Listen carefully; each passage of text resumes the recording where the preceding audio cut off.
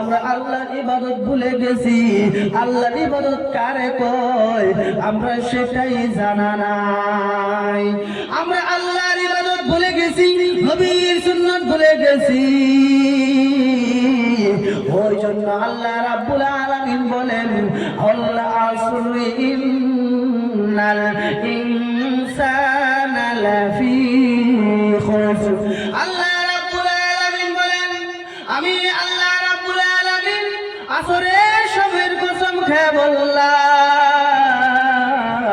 আমি আসরের সময়ের কসম খেয়ে বলে দিলাম ইন্নাল ইনসানা লাফি খুসর।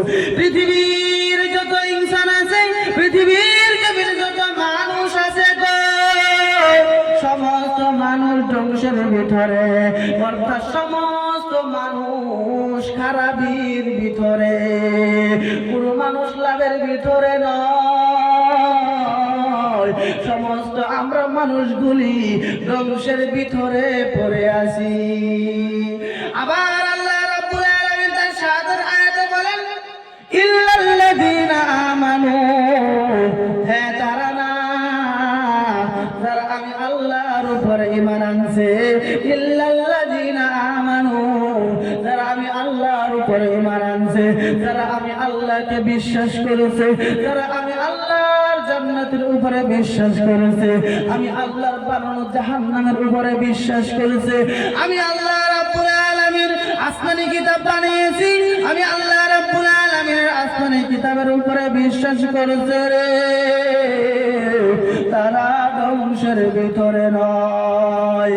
আমার মা বোনেরা গো, গভীর মনোযোগ দিয়ে শুনবেন গো মা। আপনারা যদি কথাগুলি শুনেন, ওই কথাগুলি শুনিয়া যদি আমল করেন, আপনাদের জীবন আল্লাহ বদলে দিতে পারে। ও গো মা, আপনারা হয়তো মনে মনে ভাবতেছেন যে কথাগুলি বাড়িতে বসে বসে শুনবো, কিন্তু না গো মা না, বাড়িতে বসে বসে কথা শুনলে আপনাদের আমল করতে মনে চাইবে না। যদি বাড়িতে বসে বসে কথা শুনেন তাহলে আপনাদের জীবনের গুনাহ মাফ হবে না, কিন্তু আল্লাহ ওয়াদা রেখেছেন ওই মজলিসের মধ্যে এসে বসে কথা শুনলে আপনার পিছনের সগীরা গুনাহ মাফ হয়ে যাবে। কিন্তু মারে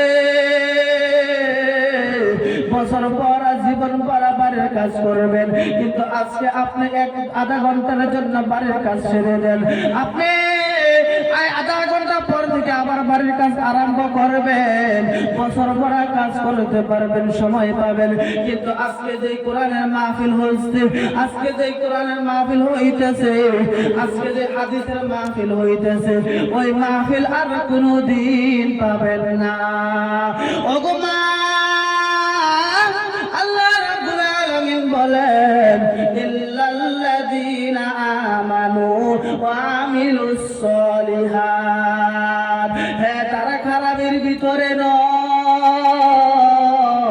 তারা লসের মধ্যে নয়, তারা খাসারার ভিতরে নয়, তারা ধ্বংসের ভিতরে নয়। তারা আল্লাহ রাব্বুল আলামিন বলেন ওয়া আমিলুস সলিহাত, যারা ভালো ভালো আমল করে, আমলে সলিহাত করে, তারা খারাপের ভিতরে নয়। এখন আমলে সলিহাত কাকে বলে, ভালো ভালো আমল কাকে বলে? এখন আমরা ভালো আমল চিনি না, আমরা আমল চিনি না, আমরা আমল ভুলে গেছি। ভালো আমল কোনটা, খারাপ আমল কোনটা আমরা কিছুই জানি না। আমরা শুধু শিখে নিয়েছি দুনিয়ার জমিনে 3 টাইম খাওয়া লাগে, রাতে ঘুমানো লাগে, আর এক সময় পাইলে দিনে ঘুমানো লাগে, আর বাকি সময়টুকু আমরা মোবাইল দিয়ে কাটাইব।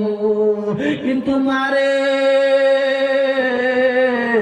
এই দুনিয়ার জমিনে আল্লাহ রাব্বুল আলামিন আমাকে আপনাকে আরাম আয়েশ করার জন্য পাঠাই নাই। এই দুনিয়ার জমিনে আল্লাহ রাব্বুল আলামিন শুধু ঘুমানোর জন্য পাঠায় নাই, মোবাইল টিপার জন্য পাঠায় নাই, সিনেমা গান বাজনা দেখার জন্য পাঠান নাই। আল্লাহ রাব্বুল আলামিন এই দুনিয়ার জমিনে আমাকে আপনাকে পাঠাইছে শুধু পরীক্ষা নেওয়ার জন্য। আল্লাহ রাব্বুল আলামিন বলেন الذي خلق الموت والحياة ليبلوكم أيكم أحسن عملا। আল্লাহ রাব্বুল আলামিন বলেন আমি পৃথিবীর জমিনে মানুষকে পাঠাইছি, আমি পৃথিবীর জমিনে মানুষ পাঠাইছি শুধু আমি তাদেরকে পরীক্ষা নেওয়ার জন্য। আল্লাহ বলেন লিয়াবলুয়াকুম আইয়ুকুম আহসানু আমালা।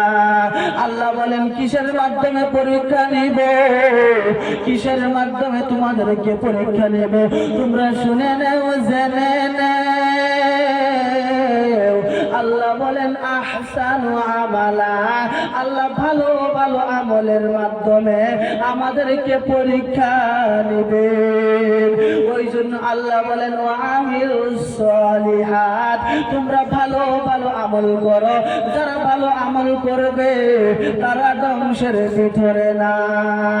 এখন আমরা ভালো আমল করতে চাই না, আর যারা ভালো আমল মনে করে, যারা আমল করে তারা মনে মনে ভাবে যে আমরা 5 ওয়াক্ত নামাজ পড়ি, আমরা পর্দা করি, আমরা রোজা রাখি, আমরা ওইটাই ভালো আমল হয়ে গেছে।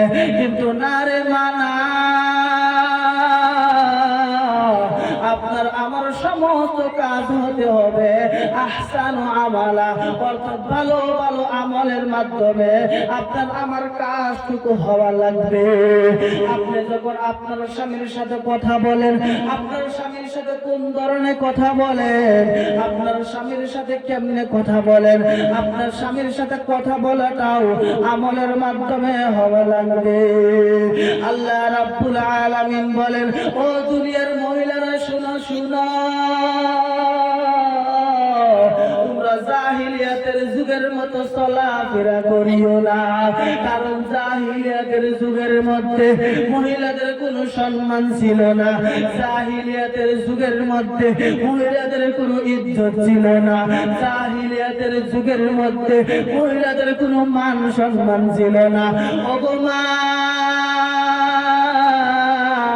ওই জন্য আল্লাহ বলেন মহিলারা শুনো, ওই জাহিলিয়াতের জামানার মতো চলাফেরা করিও না, কারণ জাহিলিয়াতের জামানার মধ্যে ওই কাফির বেঈমানেরা দর্শন করে করে পৃথিবীর জমিন থেকে বিদায় করে দিত।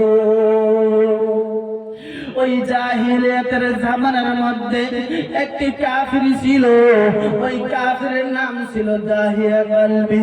ওই দাহিয়া কলবি মানুষের বাড়িতে বাড়িতে ঘুরে ঘুরে খবর নিত, আর দেখতো কার বাড়িতে ছেলে সন্তান হয়েছে আর কার বাড়িতে মেয়ে সন্তান হয়েছে।